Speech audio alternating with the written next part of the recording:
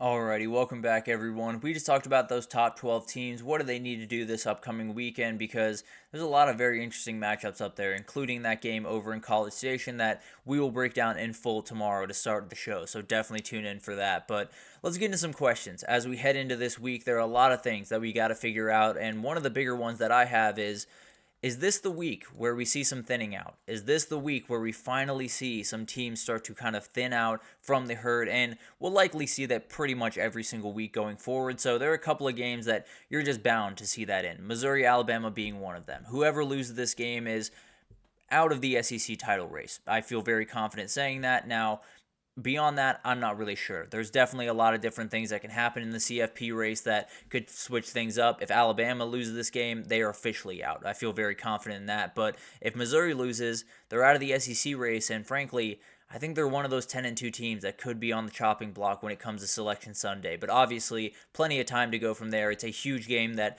will give us at least a little bit of a thinning out in the SEC, and then this one will as well. If Vanderbilt loses, the Cinderella run that they've been on is officially over. They can no longer get that crazy CFP berth that is still alive at this very moment. And then for Texas, you have everything on the table. You lose this game, you're on thin ice. And I think they can get in at 10-2, but not overly confident. That Michigan game, that Oklahoma game has lost a lot of luster, and you're going to have to be able to win a lot of the big time games coming forward. But a loss here would definitely put them kind of in that same Missouri camp that you feel good that they possibly could be in the playoff, but can't feel confident by any means if they lose this one. And then there's a number of other ones. I think you look at Boise State UNLV will give us an answer, obviously. Ohio State Nebraska will at least probably bury Nebraska. I feel pretty good about that. And then Notre Dame Navy will give us a little bit something one way or the other. Notre Dame could be eliminated from CFP contention. Navy could be eliminated from CFP contention with a loss there. So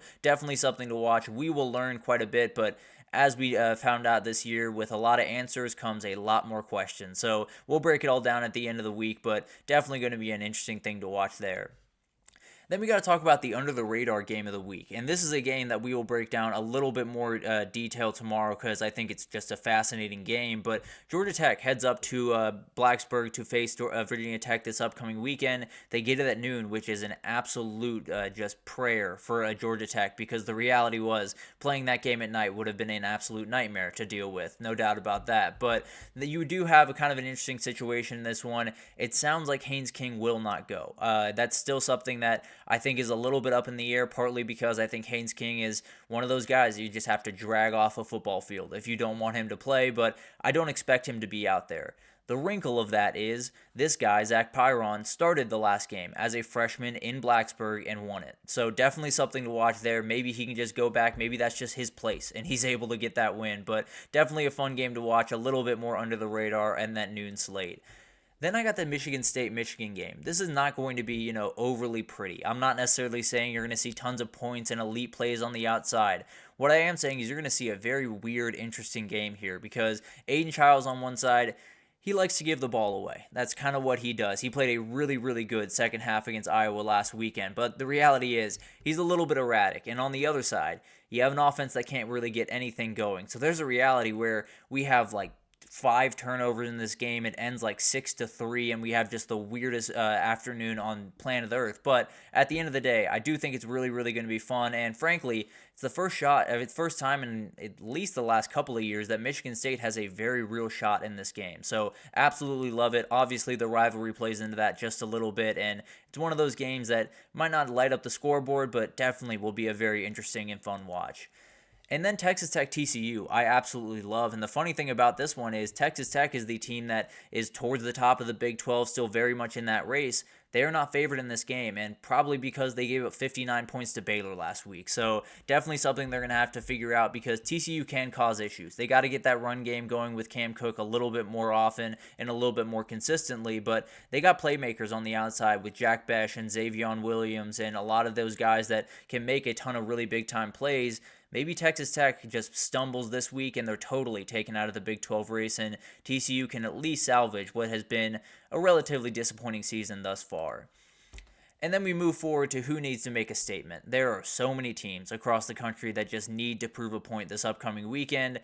and Texas might take the cake, but I have a winner down the road that might be just a little bit more aggressive. But Texas definitely needs to prove something. There are a ton of people across Twitter, across college football media, wherever, that are saying this is just a team that played the first tough team that they played all season, and they got exposed. They're going to lose a number of other games throughout the rest of the season, and they probably won't make the playoff. You have to silence all that. That is your goal on Saturday. If you have the ability to just say, no, we are still Texas, we're still going to be able to compete for a national title, this would be the weekend to do it with a 25-29, dominating win, I guess is the best way to put it. Definitely something that Texas needs, and if they don't get it, the questions continue to mount in Austin. And then Notre Dame, I think, is an interesting one here because there's a lot of people that are picking Navy in this one. And I think some of it is just they hate Notre Dame, if I'm being totally honest, but some of it is real. Navy is a very dangerous team that can cause a ton of problems for them. I think if Notre Dame can go out there and get a dominating win, it kind of proves to people that they're just turning a corner a little bit, and they understand the circumstances that they're under, that they lose one of the games against Army, Navy, Army, or I believe they play USC at the end of the year is who I'm thinking of. They lose one of those games, they know they're out, and I would love to see a little bit of just outright aggression from the start to finish, and hopefully a pretty dominating win if you're a Notre Dame fan. Bama takes the cake for me, and I think the biggest thing here is you have a lot of questions to answer on and off the field right now. You have to be able to go into this game against Missouri, a team that, frankly, is looking a little bit better than you, although I don't necessarily love the look of either of those teams right about now. But the reality is it's been tested all year. It's going to be tested again. The toughness and the leadership of this team has to be tested in this game.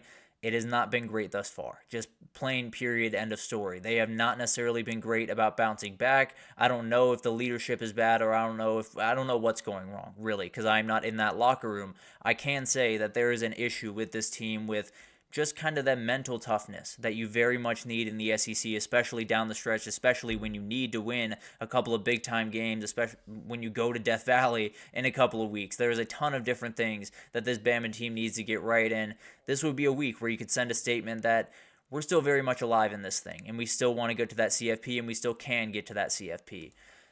And then we got to get to the Group of 5 game of the week, and I'm going to leave Boise State UNLV out of this. That is the Group of 5 game of the week. It is by an absolute country mile. But moving forward to the other games that are going to be really fun, I love this Buffalo-Toledo game. It's so interesting. It's two teams that had a couple of tough weeks this past weekend, but Parker Navarro against CJ Obanaya, two very, very talented runners of the football at quarterback, and could cause a lot of problems for those two defenses. It could just be one of those games that gets up and down quite a bit. You have quarterbacks just running all over the place, and it gets a little bit off the rails, as a lot of these MAC games do. So cannot wait for that one. Definitely going to be a really, really fun one that I think you're going to see a couple of quarterbacks make some ridiculously athletic plays in that one.